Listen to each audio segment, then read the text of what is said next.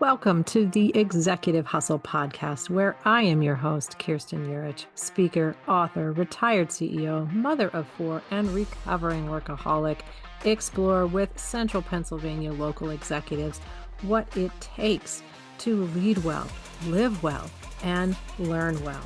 Understanding that leaders cannot survive, let alone thrive, without a spirit of curiosity, a discipline of accountability, and a disposition for vulnerability. Let's dive in. Welcome to the Executive Hustle Podcast. With me today is Javan Lapp from Keylink. He is the CEO, and they offer premium aluminum railing systems with a strong commitment to their clients, distributors, and a focus on continuous improvement. Javan, welcome. Thank you, Kirsten. It's great to be here. Oh, happy to have you here. And I have to tell you that I think about you often because as I go out and sit on my deck, I'm looking at a Keylink product almost on a daily basis.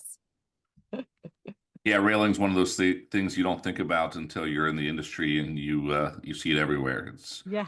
great thing about railing, it's supposed to blend in because especially when you think about deck outdoor living space, it's all about enjoying the time you have Mhm. there, whether you're being by yourself or whether you're enjoying it with, your loved ones, friends. That's the great thing about the outdoor living industry. I always say railing is like it's either a transition space, you can think of it as a boundary Mm. between sort of home space and maybe wild or untamed space. But a boundary might be seen also as something of an intersection between two different types of space, kind of maybe bounded space and unbounded space. But that's waxing a little philosophical about architecture. So, Well, I can tell you take your product very seriously, and I know you take your role very seriously. That brings me to my first question, which is, did you see yourself in aluminum railing? Did you see yourself as a CEO? Where did you see yourself as a child? Is this where you thought you'd end up? no, business was not really something that was on my mind as a child. I will say I'm somebody who couldn't wait to grow up. I thought childhood was something that had to be endured to get to being an adult, and it wasn't a bad thing. I had a great childhood, a great family, but I definitely didn't think about business a lot, and I Hmm. definitely didn't think it was something that I would enjoy as much as I do. What I did think about was how to make sense of the world, how to discover things, how to Hmm. have an impact. So growing up, one of the ways that happened for me was I spent a lot of time reading, so I loved books. And so Mm. very easy to think of myself as an author. Okay. I enjoyed teachers in school. I felt like they helped explain and break open the world to me in different ways. And so I could see myself as a teacher and an educator. And it really wasn't until I got into work environments and actually kind of by accident ended up on a manufacturing floor after college that I suddenly saw the world in a different way and realized there's all kinds of exciting things you get to learn and do and then teach others and have an impact on Mm. other people. And there's a lot of ways to help make the world a better place in a lot of different situations and a lot of Mhm. different places in life. And so, no, I fell into it by accident. I Mm. never really aspired to be a CEO. I even got promoted very young. I wasn't even looking to become a CEO. I never, kind of saw a career path. I didn't enter an organization saying I'm going to start at the bottom and work my way up to the top. Like that was Mhm. not in my way of thinking. It kind of felt like it happened by accident. So, no, definitely not something that was in my sights growing up, but a lot of twists and turns in my journey along the way, Yeah. and I love it. So you're here now. You say you got promoted quickly. What was that like? Was that all within the same organization? Yeah, so most of my career was in one organization. I left briefly, and then actually kind of learned a little bit about sales and marketing in a startup organization, a very small organization, Hmm. and then things slowed down in the business cycle there, and I became a boomerang employee and came back to where I had been before just a few years later. So, yeah, kind of bounced around a lot and found myself um, kind of pursuing opportunities that came up in a business that was growing very quickly. And so, um, I was given a lot of support and a lot of green lights to, hey, that thing needs to be done. Why don't you be the person to go do it? So that's kind of how that happened. Yeah, so it sounds like you took a lot of initiative in order to kind of rise through the ranks. I did. I took initiative. I don't know that rising through the ranks was exactly what it looked like at the time. I took a lot of Mm. moves. I uh, took on projects other people didn't want to take on or didn't really Uh-huh. have the resources dedicated to. And I didn't spend a lot of time thinking about my title. Right. Something needed to be done. I did it. I didn't sort of ask how much more will you pay me to do this. Yeah. What's my new title going to be? I just jumped in and did it, and then we kind of figured it out as we went. So And take the job no one wants. that ended up working for me. Yeah. Yeah. What's something that you learned along the way that's still serving you now? I think the biggest thing for me was learning what makes other people tick, learning what's important to different people. Mm. Because a lot of my work ended up being in cross-functional spaces, ended up being at the intersection between different departments, learning how to translate, whether it's sales, operations, engineering, finance. Everybody speaks a different language, and Hmm. uh, very often between departments, it's easy for people to kind of get very defensive, not understand kind of what's behind the language that people use, what they're trying to accomplish, just kind of react to what they think is being said, Hmm. especially if they feel like a veiled barb is coming their way. So, like learning to translate, learning to ask, what is it you're trying to accomplish? What do you think? I spent a lot of time early in my career going to peers and asking, what do you think should happen in the organization? Um, and that kind of helped break down silos. So that kind of getting a picture of the bigger whole and not being afraid to ask questions. I quickly found myself having direct reports, most of whom were older than me. Mm. Most of my jobs throughout my career, most of my direct reports were older than me. I was often the Yeah. young person kind of around. And so, not, learning how to manage people that are 10, 20, 30 years my senior, I couldn't rely on being more knowledgeable than them. I couldn't rely on knowing more than they did. I had to learn how to ask the right questions and Yeah. kind of how to get things done that way. So, influence, impact, um, asking questions, not being afraid to kind of ask the things that I don't know, but also kind of just ask people what's important and what do you really think should happen here. Helps kind of break through the defensive barriers. Yeah. So I love the focus on those relationships, right? So it sounds like you started from a relationship focus first and then built, the goal or the task and that around after starting the relationship with people across these different teams. Yeah, I think that's true. I would say I'm not the person whose personality comes across as warm and fuzzy. So when you say relationship, that probably giving me, more credit than I deserve. Um, Definitely it was relationships, but it was relationships with a purpose and an intent. Yeah. Yeah. An intent to understand, right? So listening, Sure. appreciate, and then figuring out how to build something with that, right? Right. Um, and every organization, right, there's negotiated trade-offs. Not everybody's perspective is going to win, Hmm. but at the end of the day, any healthy organization and any organization that people enjoy being part of, those trade-offs are working for them, right? We don't just work because we add value to the organization. It's that adding value to the organization also adds value to our personal lives and our situations as well. So learning what makes people tick, yeah, it's a huge cheat code. Well, and it seems one to be a cheat code. You figured it out early, you implemented it, but you implemented it in an industry that's known, more so for command and control type of management. And so how, did that really differentiate you as a different type of manager, leader, or just an individual in this company? Was it hard to sort of infiltrate with that mindset? Did it catch on? Yeah, I think I was lucky a little bit. I was fortunate in that the Hmm. organization I was in was a family-owned business that Mm-hmm. scaled very quickly and was very kind of open to new ideas. And Okay. so that sort of command and control, old school approach to manufacturing that you kind of think of when you think of a Yeah. plant floor wasn't really the culture there. Okay. The culture, if anything, suffered more from being very reactive, very like unsystematic. Mm, So, being able to think about process and building things more cohesively uh, was something that was kind of missing and welcomed. It wasn't right, something right. that was seen as a bad thing. It was just that in general, most roles were set up as very kind of narrowly defined, Hmm. and then having authority in that area, but not really having great ways to work cross-functionally. Yeah. So And then you're wondering why finding that. people are bumping up against each other and having challenges. Yeah, and Yeah. and certainly there was that. Yeah, yeah, yeah.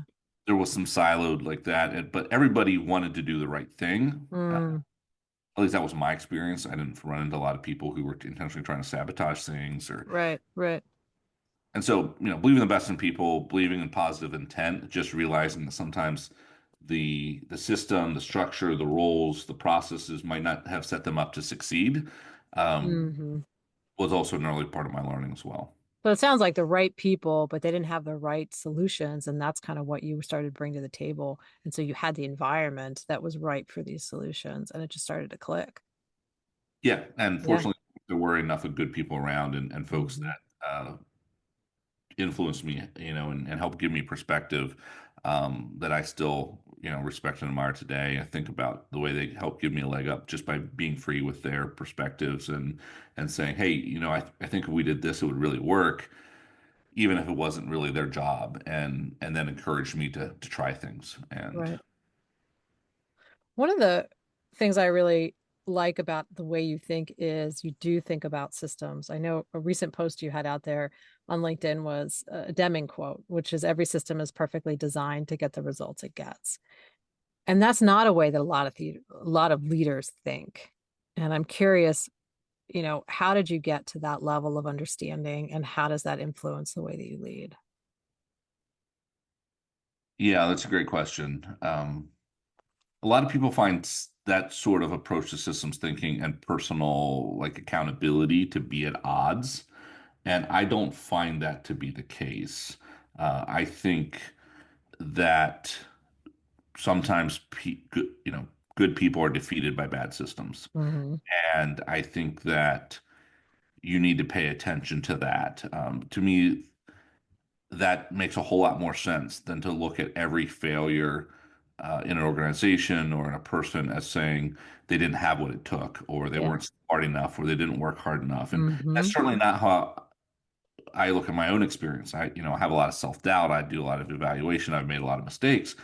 I've learned from those mistakes. Right. But sometimes the learning from those is learning how to evaluate the context, learning how to read the room, read the timing. Sometimes you have the right solution, but the wrong timing. Hmm. Sometimes you have what would have worked, but you're misapplying it in the wrong context. And so I tend not to think of the world in this sort of fixed, world where the most successful are the smartest, and the people who don't succeed or don't experience success somehow just aren't smart enough or don't work hard enough. Um, I think that everybody has ways to be successful. I think we often define success differently. And Mm. so, what I find in an organization is that when you bring a collective of people together, you're going to be most successful if you're very clear about defining that success. If everybody has a different definition of success, um, it's very hard to win, right? It's very hard to be healthy as an organization. It's very hard to feel like people are valued and appreciated for what they bring to it. Um, and so I find these ideas, these principles of systems thinking as um, very helpful in understanding those sorts of things and what happens in organizations. I also, to me as a leader, it's also very challenging because systems thinking requires me to take more responsibility. It Hmm. requires me to say that when something isn't working, the first thing I ask is, did I set my people up to succeed or did I set them up to fail? Right. I ask that question first. Yes, every person has a responsibility. Every one of us has to choose to not respond. as though we're, victimized by the situation, as though we have agency and choice and we get to create something with what we're given. Like every person has that choice and that responsibility. Mm-hmm. But as leaders, we have to take extra responsibility to ask the question, did I set people up to succeed or did I Right. set them up to fail?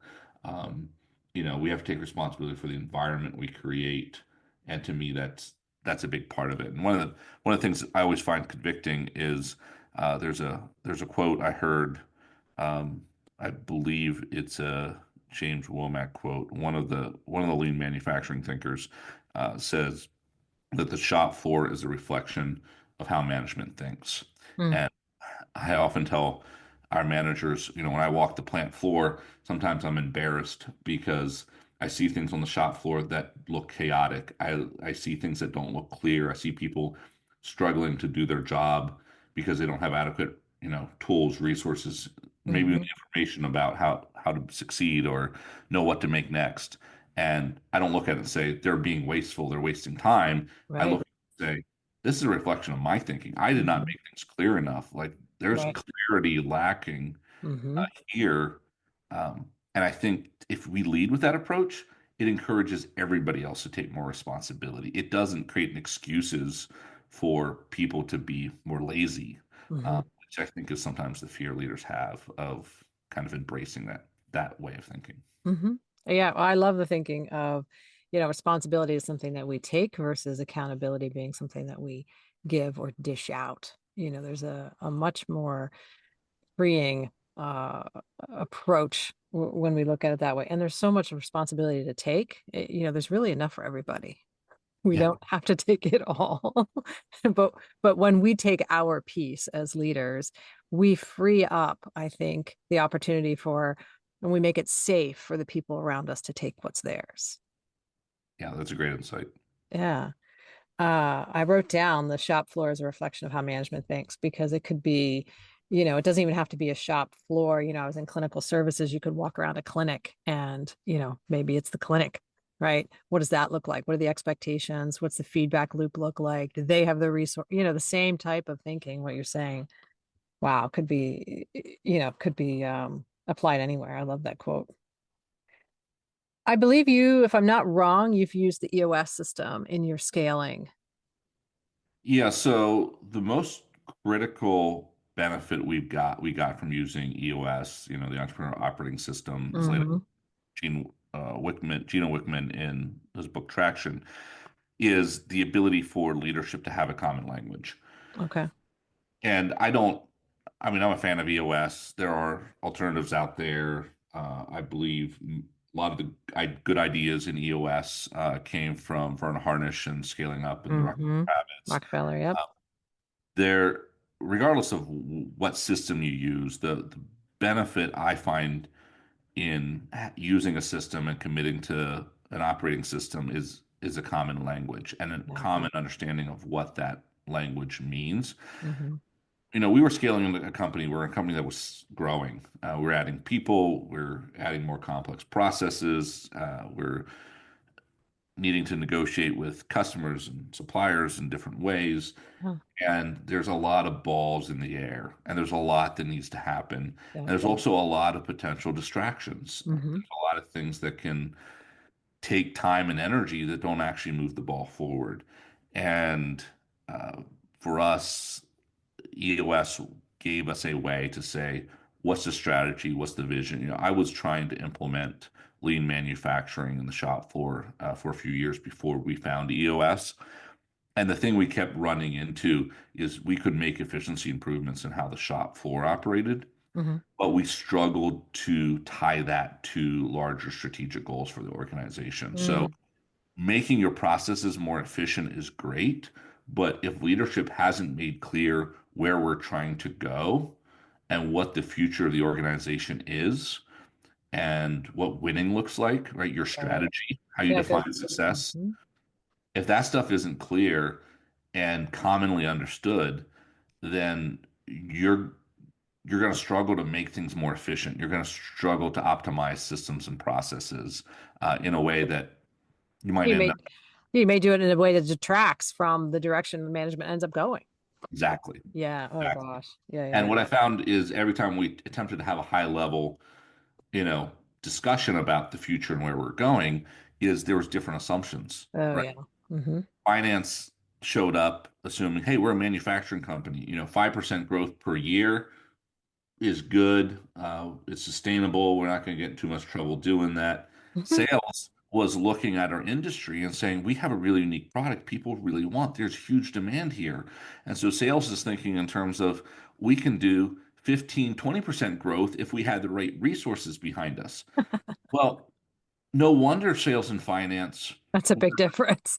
were like oil and water in Yeah. every discussion, Right. right?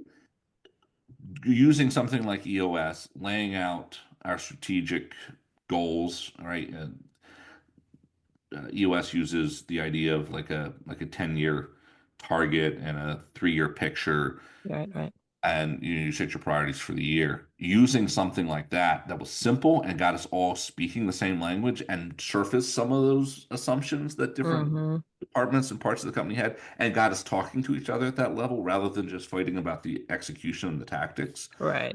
Those were game changers for us. There's no doubt about it. Mm-hmm. That's exceptional. So it really connected the efforts of that process level improvement with the executive level strategy improvement and kind of put you all on the same page. Yeah. That's outstanding. So success as a lousy teacher, what's been a challenging leadership moment or even outright failure that has really altered your course of action or taught you something really meaningful?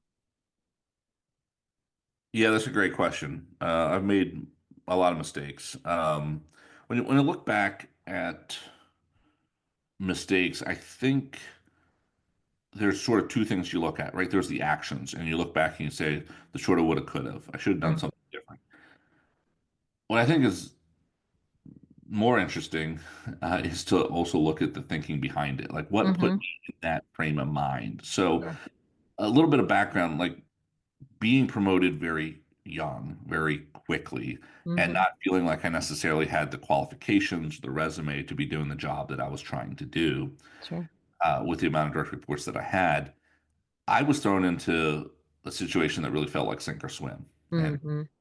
I call this underwater leadership because it often felt like I was underwater. Underwater leadership.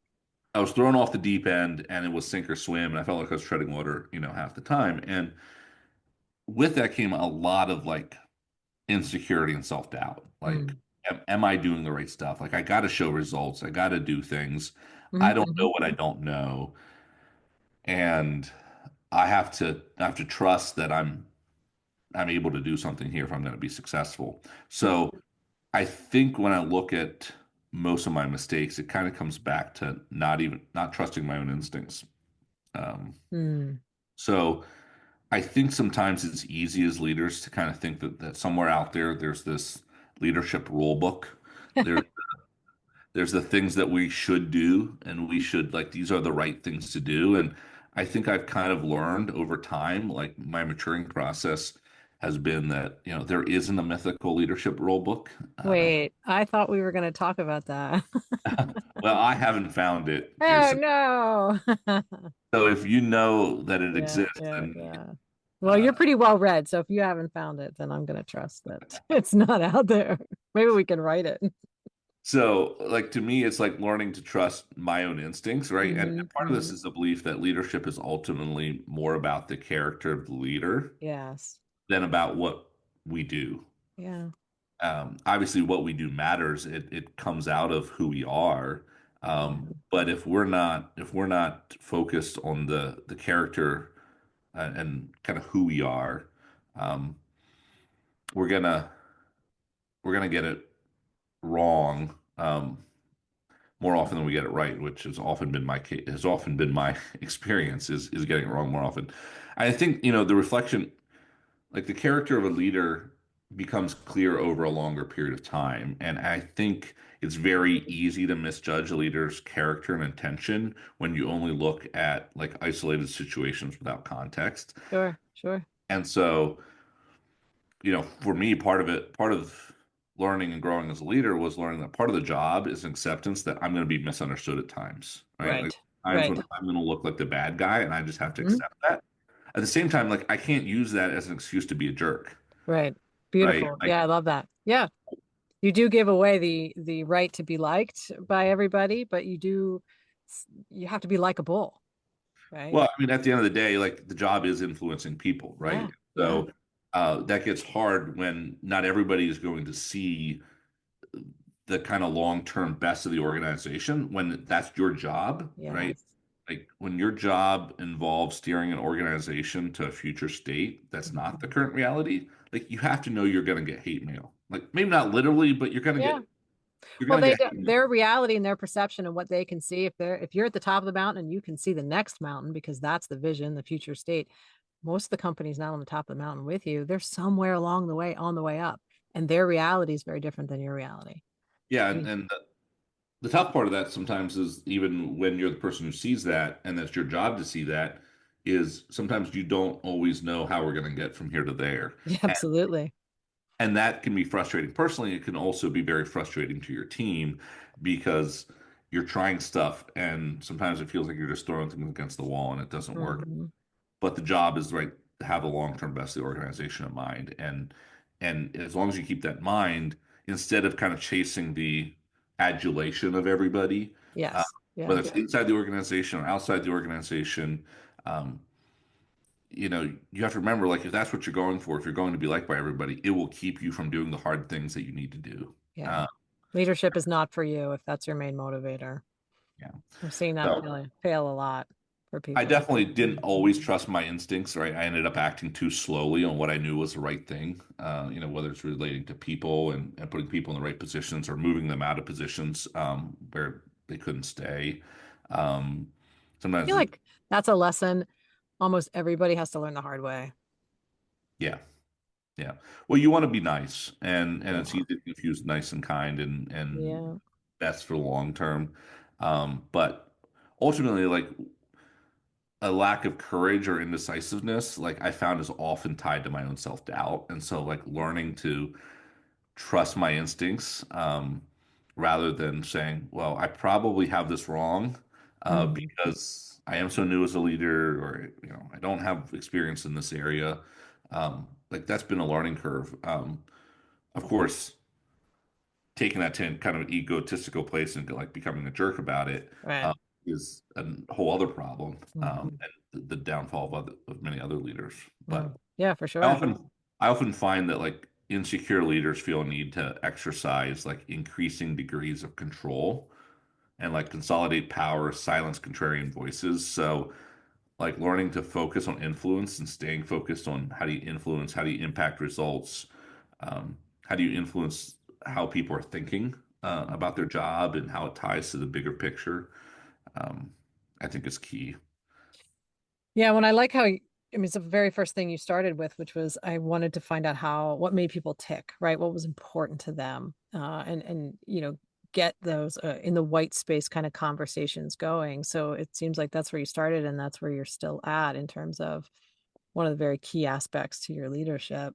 And I know self-reflection is really important to you. You're always sort of thinking through and talking through things that you have done or will be doing, and thinking about your own self as a leader. And I think you're certified through Working Genius, and that's been something that also that you've used as a reflective tool. Talk to me about that in terms of how it's helped you understand yourself as a leader, your team, because that's probably something some listeners use as well. I'm curious your experience on that. Yeah, I like evaluation tools because they give you a language for understanding things. I'm a Yeah, little careful about putting too much stock in one kind of way of absolutely.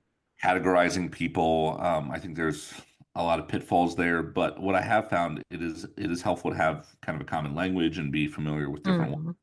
One of the things I like about Working Genius, I also like Kobe, Okay. is a focus on understanding like people's preferred working styles and Mm. like what types of work people lean into. And I've seen this over time. Like some people do their best work when they're responding to a stimulus, um, from the environment or from another person. Other people are doing their best work, kind of being that disruptive force. Some people think about their work in terms of tasks and how they get it done. Other people think about their work in terms of people and who they have to talk to and who they have to Mm-hmm. kind of have conversations with. And so these tools are helpful for that. And Working Genius in particular is one of those things that, is tied to a kind of a theory or a reflection, I would say, of how work gets done and different Right. phases of work. And I find that, much more helpful than sort of a discussion about whether somebody's an extrovert or an introvert or something like that. Absolutely. Yeah, more labels. Yeah. Yeah, it seems more actionable in terms of where you getting your energy, what's gonna, excite you, where do you want to put your time, where do you best work? Again, getting to know people, which is really one of your secret things that you've offered here. Yeah, and building teams is critical to the success of any organization. Mhm. And, I'm always looking for how do you create those synergies? How do you create that moment where, a team becomes bigger or better than the sum of its parts? And Mhm. I feel like Working Genius, begins to get at that when you think about like what are the different what are the different geniuses is their language? What are the different right skill sets, drives that you have? And I find it interesting with Working Genius too is like they make a distinction between what you might necessarily be good at and where you derive joy and energy from. And I think that that's crucial too, because I think unfortunately there's a lot of people, kind of in jobs that have never really reflected on that. And sometimes there is a difference. I mean, I think in general, like where you find energy, like you tend to lean into that kind of work more, and so you tend to get better at it. Mhm. But sometimes that isn't always the case. And so it's easy to experience burnout if you're not aware of what types of work Mhm. you experience more flourishing in. It Uh, also goes back, it's more information that goes back to that intersection you referenced earlier, which is that systems versus the individual intersection. And the system is what are you being asked to do, reinforced for doing, those kinds of things. And then the individual is like, where are my motivations and my preferences and and skills and how do those interact? yeah, and the better those line up, the more Yeah. successful you can be in the long term. I always say like, employment is a negotiation between you know, Mm, myself and employer. And I remember that when I'm having to have conversations with people, whether it's hiring or firing or discipline conversations, you know, there's no law that says like you need to work in one company for, yeah. half your career or all your career. And so learning to look for what makes sense for you, I think is key. And as a leader, like that's my primary goal. I want to see people flourish and grow. Whether, I mean, hopefully, I most times want that to be working for me and working with Hmm. me in the company that I'm in. But sometimes that's not the best answer for them. And I need to be open to that. Yeah. And sometimes that's very freeing for them, but they need to sort of have the revelation or the permission to have that thought, right? Right. Um, And we talk about turnover and attrition a lot when we look at people's statistics. And I always want to say, there's limits to that because, you know, it doesn't necessarily mean that just because your turnover exists that it's bad. There are people who graduate from jobs, and sometimes leaving doesn't mean they're a dropout. Sometimes it means they're a graduate from the job that they're in. yeah, outstanding. You're growing them. I know growing leaders is one of the things that you love to do as you've been, you know, training and promoting and mentoring. Have you found there to be an undervalued leadership skill that you've promoted within your own uh, development areas with leaders? Yeah, curiosity. Hmm. I definitely say curiosity. Learning to be inquisitive. Yeah. Um, it it's so underrated. Yep. You know, oftentimes people think leadership means that you have the right answers. That's never been my experience, right? Yeah. So, you know, Yep. your leadership success hinges more on your ability to ask the right questions than in knowing the right answers. It's not how much you know, but the ability to move people forward that is key to leadership success. And you got to learn to ask the right questions. You are preaching to the choir. My three values for the podcast are curiosity, uh, vulnerability, and ownership. So you hit one of my nails on the head right there. Absolutely. Where are you still growing as a leader? Where are you still trying to develop? That's a great question. So many areas, just about where it We don't have starts. that much time. Come on, you just have to Yeah, pick one. yeah, got to pick one. So for me, the area that I think about a lot is communication. So Yeah. I have a lot to do to grow in communication. Just making sure that people are clear and aligned on where we're going, and then celebrated, right? Celebrating Mm. when we're making progress and where we're going. So, I think early in my career, I got so used to being misunderstood and had to learn a lesson about not needing to be liked that sometimes I shrink from kind of having the conversations and bringing people along as much as I can. The other thing is I'm a whole lot better kind of one-on-one, like explaining things to people. And so like explaining things, to a larger Mm. group of people is something that I need to get better at doing for Okay. sure. So talking in front of crowds and then, in general, when you're speaking about communication, are you thinking it's just frequency, getting the messages out more frequently that you want to be working on? Yeah, and some of it is just making sure people know where we're going and why things matter, right? And Okay. part of it is, The part key of it, messages. yeah, part of influencing is like you have to be prepared to be influencing your people at the level of what they believe is important. And Yeah. um, sometimes, I don't like to be command and control. So I don't like to be, I'm fine not being the loudest voice in the room. Yeah. I don't need to be the guy up front. I'm fine working behind the curtain and sometimes just learning that uh, part of the job requires me to be clear that people know what's most important to me. And sometimes that feels a little selfish to me. Like Hmm. they really have to know what's most important to Javan. And so just learning, Mm. sometimes just get myself out of the way and be like, hey, this is where the company's going. Here's what's most important to what we're trying to accomplish. I need you all thinking about this. It's really important. And just being able to have that conversation. And again, like you said, it's frequency, right? Mm. You can't say something once. Oh my gosh. Yeah. People don't believe you when you say it once. Hmm. Your People people, don't remember you when you say right, it once. Yeah. right. Yeah. They need to be able to. You need to be so annoying saying the same things that they can hear you and finish your sentences for you in their own heads, right? Like, and you really have to push on those most important things. Yeah, I was coached one time to really think about, when you walk into the room, you want people already coming to you and saying, "You're here to tell us about this, aren't you?" Right? Like they already know what you're coming to say because you said it so many times. And then you have enough messaging out there. Yeah, And that's a great way to think about it. and you just really you're self-conscious about that. I mean, I know I was like I feel like a nag, right? But there's I think there's a creativity potentially to how many different ways can we say this, or to a podcast previous episode, I had Matt Zahn on and we talked about storytelling. So how can I have stories that communicate the messages that are important to both an internal and external audience? And so that I think is a lever for leaders as well. So what's next for you, for the company? What's exciting you? What is inspiring you? Yeah, I feel like I'm learning a lot right now in the season. I was part of a family-owned company for a long time. I got to help build and scale that, introduce systems to it, different layers of governance, build a leadership team, went through some market cycles, learned a lot about that. And then recently helped the owner sell the company. So we're now owned by a larger company, Hmm. strategic private equity backed play. So that's a whole new world. It's Yeah. fascinating, learning a lot, getting to interact with a lot of people who are really good at what they do, kind of throughout the country. So I'm right now enjoying learning all I can about that.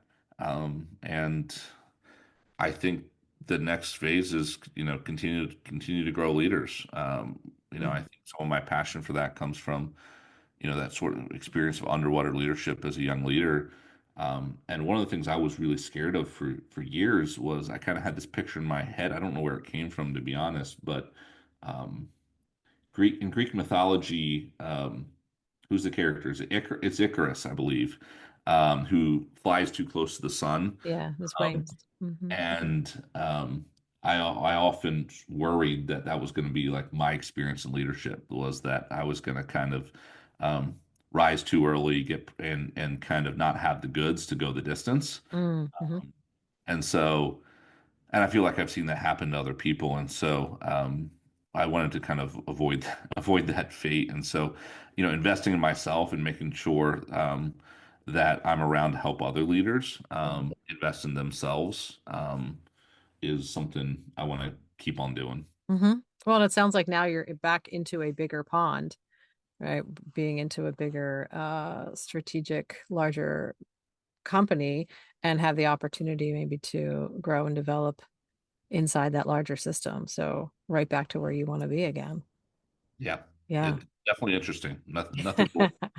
Very exciting. Very exciting. Well, this has been a great conversation. There are so many nuggets and opportunities for listeners to take away really thoughtful comments and suggestions from your conversation. I'm going to just highlight a couple things that I took away, and I hopefully I can get them straight out of all the notes I took. But at the top of my page, I wrote the shop floor is a reflection of how management thinks. And I think if nothing else, we take that away. That's huge, right? That actually brings us to the systems thinking piece, which is where, we as the leader of the organization are taking responsibility. Are we setting up our people for success? And I love how you highlight that that is not in conflict with accountability. And I think that's really important because what we don't want is take away personal accountability, but we do want to take ownership as leaders and companies for setting up the environment for success for our Yeah. people. So I just love that. I think that's really huge as a fellow systems person. And I love where you started, which was learning how people tick, what makes them tick, what's important to them, translating between departments. So one of my favorite books is that Leading in the White Space book, Gary Rumler, and just that type of thinking that that's where really the work happens in a company, not on these org charts, Yeah. where people have just their names in boxes, but it's between those boxes where the actual sausage gets made, right? Yep. So I just love that. Great, great, great takeaways for our listeners today. If they want to find out more about Keylink or connect with you, Javen, how might they do that?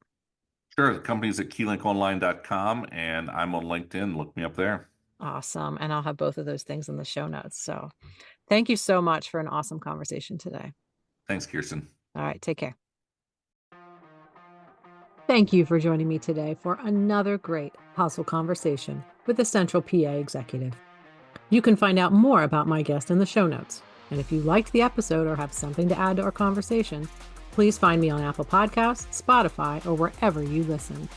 Subscribe, rate, and review. Remember, leadership is best practiced in community. You know a leader who needs to hear something from this episode, so pay it forward and send it to them today. Don't wait. Until next time, the best leaders not only lead well, they live well and learn well. Bye now.